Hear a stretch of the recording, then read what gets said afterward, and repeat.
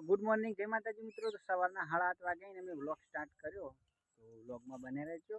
આગળના કટ કરીને અમે બતાવીશું. અને હું જોઈ લો હેડાઈ આપણે ખેતરમાં બગલું મસ્ત મજાનું તારા ઉડી રહ્યો જોઈ લો.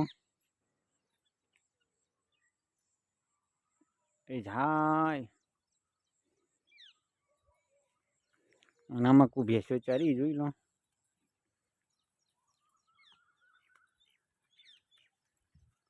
ખોટી તાકાત બતાવો ભેંસ તારમ જોઈ લો. તો ફાઇનલી ગાઈઝ અમે આવી જાય છે ચરામાં, ને ચરામાં ભેંસો ચરી રહી ને જોઈ લો. અને એક છ પાણી પીવા તારા વહેલા વહેલા બીજામાં કોઈ હેડી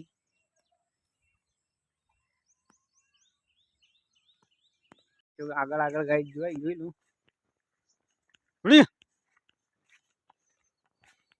તો ગાઈઝ આટલા આવી ચરતી ચરતી જોઈ લો. વહીથી પાછી વાળીશું બેસ્યો આપણે.